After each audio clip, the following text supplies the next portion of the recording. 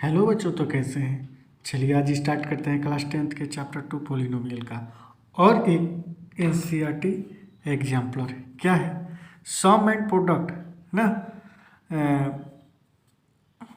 ये दिया है, ठीक है ना।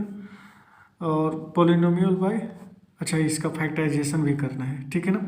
पहले तो इसका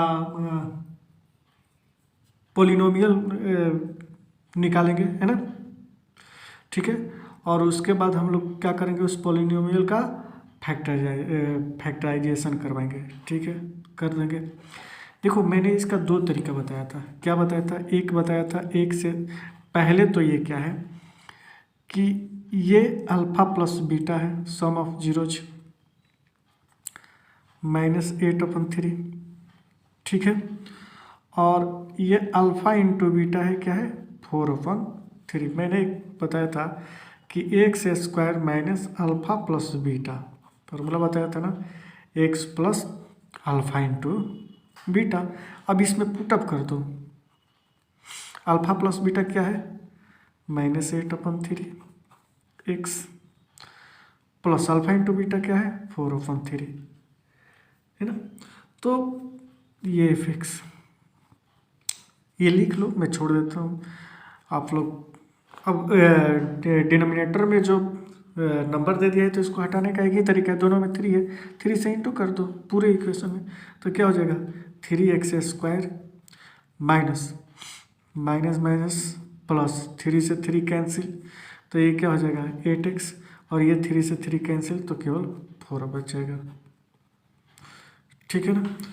तो हम लोग जानते हैं कि f(x) है ना 0, तो f(x) का वैल्यू क्या है, 3x² प्लस 8x प्लस 4 = 0।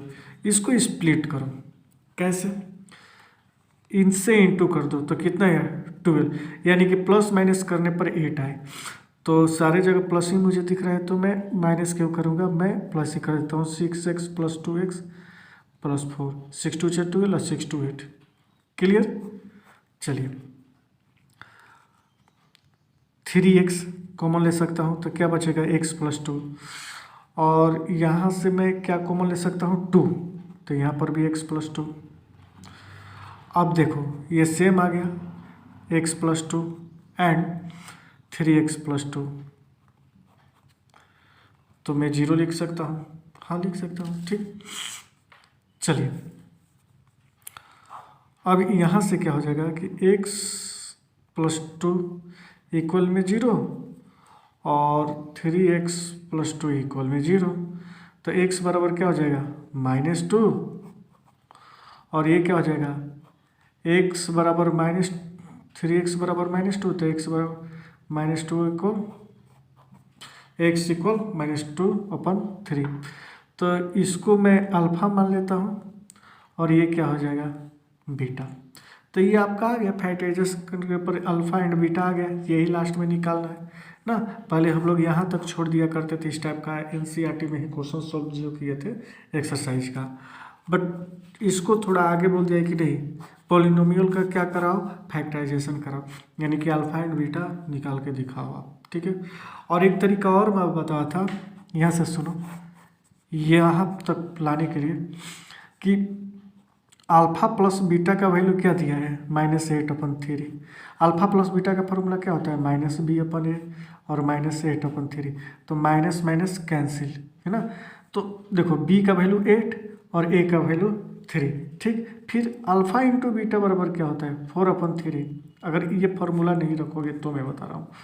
और ये अल्फा इंटू बीटा क्या होता है c/a और 4/3। देखो ये दोनों a सेम हो जाना चाहिए, अगर a यहाँ पर सेम है तो b का 8 वैल्यू और c का 4 वैल्यू एग्जैक्टली रहेगा, सही होने वाला है।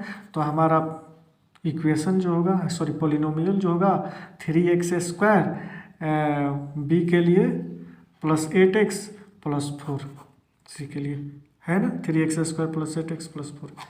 इस टाइप का क्वेश्चन सोल्व हुआ, ठीक है।